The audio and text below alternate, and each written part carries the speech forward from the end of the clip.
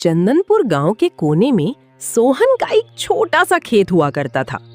उस खेत की मिट्टी सूखी और बेजान थी। पानी देने वाला कुआं भी आधा सूखा हुआ था। लेकिन उस बंजर दिखने वाले खेत में सोहन की उम्मीदें हमेशा हरी रहती थीं। वो जमीन सोहन नाम का एक बेहद गरीब लेकिन ईमानदार किसान संभालता था। सोहन सुबह सूरज निकलने से बहुत पहले, जब आसमान में तारे होते थे, तब उठ जाता था। वो खुद बैलों को चारा डालता, खुद भारी हल से सूखी मिट्टी को पलटता और चिलचिलाती धूप में पसीना बहाते हुए खेतों में काम करता। सुनो जी, दोपहर की धूप बहुत तेज है, थोड़ी देर छांव में बैठ जाओ। अकेले इतनी मेहनत करोगे तो शरीर टूट जाएगा। अगर आज पसीना नहीं बहाऊंगा राधा, तो गोलू के स्कूल की फीस कहां से आएगी और इस सूखी मिट्टी से अनाज कैसे उगेगा? बापू, आप देखना, मैं शहर जाकर खेती की बड़ी पढ़ाई करूंगा, फिर हमारी इस मिट्टी से सोना उगेगा। बस बेटा, तुम मन लगाकर पढ़। तेरी यही बातें तो मेरी थकते हुए हाथों की ताकत हैं। सोहन अपनी इस छोटी सी जमीन के दम पर बेटे का भविष्य बदलना चाहता था। लेकिन हर साल खराब मौसम और पैसों की तंगी उसका रास्ता रोक देती थी। सोहन के खेत के पास ही गांव के बड़े जमींदार लाला धनीराम के बड़े बड़े हरे भरे खेत थे। लाला को ये बात बिल्कुल पसंद नहीं थी कि इतना गरीब होने के बाद भी सोहन कभी उसके सामने सिर नहीं झुकाता था और अपनी सूखी जमीन से प्यार करता था। एक फटे हाल किसान जिसके पास ठीक से बैल भी नहीं है, वो मुझसे आंखें मिलाकर बात करता है। मालिक, सोहन की मेहनत का पूरा गांव लोहा मानता है। लोग कहते हैं उसकी नीयत साफ है। साफ नीयत से तिजोरी नहीं भरती। इस साल कर्ज के बदले इसकी जमीन अपने नाम करवा कर रहूंगा।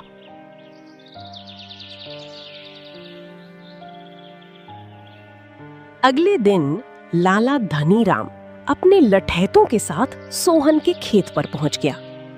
अरे ओ सोहन, इस सूखी बंजर मिट्टी में क्या गधे की तरह खट रहा है? कंगाल है तू। ये जमीन मुझे बेच दे और शहर जाकर मजदूरी कर। लाला जी, गरीब जरूर हूं, लेकिन ये मिट्टी मेरी माँ है। मेहनत का अन्न उगाता हूं, इसे कभी नहीं बेचूंगा। देखते हैं तेरी ये अकड़ कब तक टिकती है। तू जिंदगी भर कर्जदार ही मरेगा। इतना बोलकर लाला हंसता हुआ वहां से चला गया। सोहन ने थके हुए हाथों से अपने खेत की मिट्टी को छुआ और चुप रह गया। उसी शाम गांव के सबसे बुजुर्ग किसान काकू सोहन के पास आए। उनके हाथ में कुछ अनोखे बीज थे। सोहन बेटा, ये पारंपरिक गेहूं के बीज नहीं हैं। ये जैविक और औषधीय पौधों के बीज हैं। शहरों में इसकी बहुत मांग है। तो पारंपरिक खेती छोड़ कुछ नया करके देख। सोहन की आंखों में एक नई चमक आ गई। काकू, मेरे पास नई खाद के पैसे नहीं हैं, लेकिन मेरे पास मेहनत की कोई कमी नहीं है। मैं अपनी पूरी जान लगा दूंगा।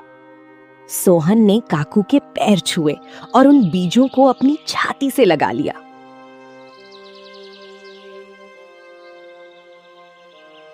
लेकिन कुछ ही हफ्तों बाद, जब फसल छोटी छोटी उगी ही थी, गांव में भयंकर ओलावृष्टि, टिड्डियों का हमला, तूफान हो गई। तेज ओलों ने सोहन की आधी फसल को बर्बाद कर दिया। खेत में चारों तरफ टूटे हुए पौधे बिखर गए। हे भगवान, ये तूने क्या किया? मेरी महीनों की मेहनत मिट्टी में मिला दी। सोहन कीचड़ और ओलों के बीच बैठकर अपने बर्बाद हुए पौधों को समेटने लगा। उसकी आंखों से आंसू रुक नहीं रहे थे। बापू, घबराओ मत। जो पौधे बच गए हैं, हम उन्हें रात दिन एक करके बचाएंगे। मैं भी स्कूल के बाद आपके साथ खेत में काम करूंगा। बेटा, इस बार तो बीज के पैसे भी डूब गए। उस रात सोहन के घर में चूल्हा नहीं जला। पूरा परिवार बस एक दूसरे का हाथ थामे बैठा रहा। अगली सुबह सोहन भारी मन से खेत पर पहुंचा तो वो हैरान रह गया।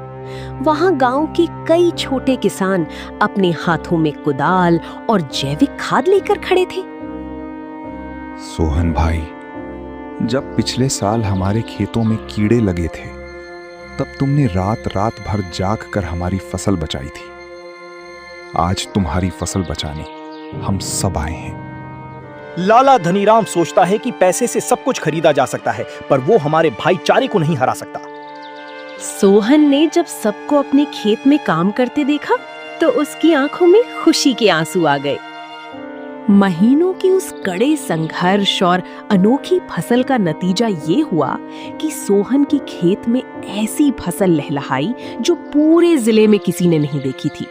शहर के बड़े बड़े व्यापारी सीधे सोहन के खेत पर फसल खरीदने ट्रक लेकर पहुंच गए। सोहन की वो अनोखी फसल लाखों रुपए में बिकी। अब सोहन के पास खुद का ट्रैक्टर था और उसका सूखा कुआं अब नए नलकूप में यानी ट्यूबवेल में बदल चुका था। लाला धनीराम ये सब अपनी हवेली की छत से देखकर जल भुन गया। एक मामूली किसान आधुनिक तकनीक और नई खेती से मुझसे भी अमीर कैसे बन गया? तभी उसने देखा कि सोहन अपने नए ट्रैक्टर पर गांव के दूसरे गरीब किसानों को मुफ्त में उन्नत बीज और जैविक खाद बांट रहा है। ओए सोहन, इतना पैसा कमाने के बाद भी ये मुफ्त का धंधा क्यों कर रहा है? मुनाफा कमाना सीख। लाला जी, सच्चा किसान वो नहीं जो तिजोरी भरे। सच्चा किसान वो है जिसके साथ पूरा गांव तरक्की करे और कोई भूखा ना सोए। ये सुनकर लाला धनीराम के पास कहने को कोई शब्द नहीं बचे। भीखनपुर गांव में उस साल ऐसी गर्मी पड़ी थी कि लोग दिन में घरों से निकलने से डरते थे। धरती आग की तरह तप रही थी। हवा भी ऐसे चल रही थी जैसे किसी ने अंगार फेंक दिए हो। उसी गांव के किनारे एक टूटी झोपड़ी में रघुनाथ अपने परिवार के साथ रहता था। गरीबी इतनी थी कि 2 वक्त की रोटी जुटाना भी मुश्किल हो जाता था। लेकिन उस घर में एक चीज ऐसी थी जिसे रघुनाथ अपने परिवार की जान मानता था। वो था एक पुराना टूटा हुआ पंखा। वो पंखा इतना पुराना था कि चलते समय जोर जोर की आवाज करता था। कभी चलता तो कभी बीच में ही बंद हो जाता। लेकिन उसी पंखे की हवा में पूरा परिवार रात गुजारता था। बाबा, आज बहुत गर्मी लग रही है। बस बेटी, थोड़ा और सह लो, मैं पंखा ठीक कर देता हूँ। रघुनाथ पंखे को हाथ से धक्का देकर चलाने लगता और जैसे ही पंखा घूमता बच्चों के चेहरे पर हल्की सी मुस्कान आ जाती।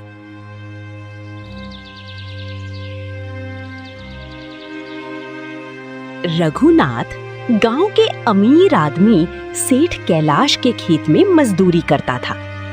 एक दिन तेज धूप में काम करते करते वो बेहोश होकर गिर पड़ा। अरे उठ, काम करने आया है या सोने? सेठ जी, बहुत चक्कर आ रहा है। अगर इतना ही कमजोर है तो काम छोड़ दे। गरीब लोग सिर्फ बहाने बनाना जानते हैं। इतना बोलकर सेठ वहां से चला गया और रघुनाथ चुपचाप जमीन पर बैठा रहा।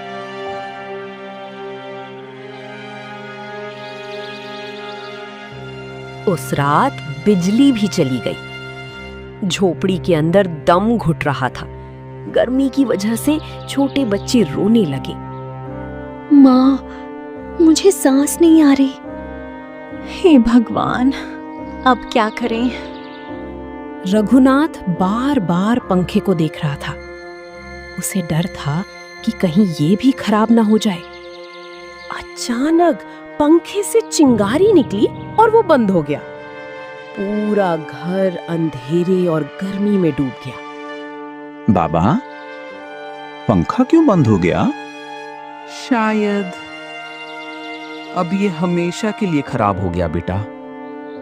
ये सुनकर बच्चों की आंखों में डर उतर आया, क्योंकि उस तपती गर्मी में वही पंखा उनका एकमात्र सहारा था। सुनिए, क्या नया पंखा नहीं आ सकता? मेरे पास इतने पैसे नहीं हैं सीता। आज की मजदूरी से तो सिर्फ आटा आया है। रघुनाथ की आंखें भर आई। उसे पहली बार अपनी गरीबी पर गुस्सा आने लगा। अगले दिन गर्मी और बढ़ गई। छोटी गुड़िया का शरीर तपने लगा। लगता है इसे लू लग गई है। नहीं, मेरी बेटी को कुछ नहीं होगा। रघुनाथ तुरंत गुड़िया को गोद में उठाकर गांव के डॉक्टर के पास भागा। बच्ची को ठंडी हवा की जरूरत है। अगर ऐसी ही गर्मी में रही तो हालत और खराब हो सकती है। डॉक्टर की बात सुनकर रघुनाथ के पैरों तले जमीन खिसक गई। उसे समझ नहीं आ रहा था कि वो अपनी बेटी को कैसे बचाए। घर लौटते समय अचानक उसकी नजर कबाड़ी की एक पुरानी दुकान पर पड़ी। वहां एक बूढ़ा आदमी पुराने सामान ठीक कर रहा था। बाबा, क्या आप मेरा पंखा ठीक कर सकते हो? लेकर आओ बेटा, कोशिश करता हूं। रघुनाथ रात में पुराना पंखा लेकर वहां पहुंचा। बूढ़ा आदमी उसे ध्यान से देखने लगा। ये पंखा बहुत पुराना है, लेकिन इसे फेंका नहीं गया। मतलब इसमें किसी का प्यार छिपा है। बाबा, ये सिर्फ पंखा नहीं है, मेरे बच्चों की सांस है। बूढ़े आदमी की आंखें भर आई। उसने पूरी रात मेहनत करके वो पंखा ठीक किया। लो बेटा, अब ये फिर चलेगा। लेकिन मेरे पास पैसे नहीं है। हर चीज पैसे से नहीं खरीदी जाती। जैसे ही रघुनाथ घर पहुंचा, उसने तुरंत पंखा चलाया। धीरे धीरे पंखा घूमने लगा। ठंडी हवा के साथ बच्चों के चेहरे खिल उठे। बाबा, अब अच्छा लग रहा है। ये सुनते ही रघुनाथ की आंखों से आंसू निकल पड़े।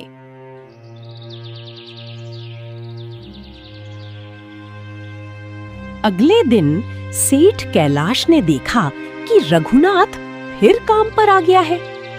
फिर आ गया? कल तो मरने वाला था। गरीब आदमी जल्दी हार नहीं मानता सेठ जी। ये सुनकर पहली बार सेठ चुप हो गया। उस रात पूरा परिवार उसी पुराने पंखे के नीचे चैन से सो रहा था।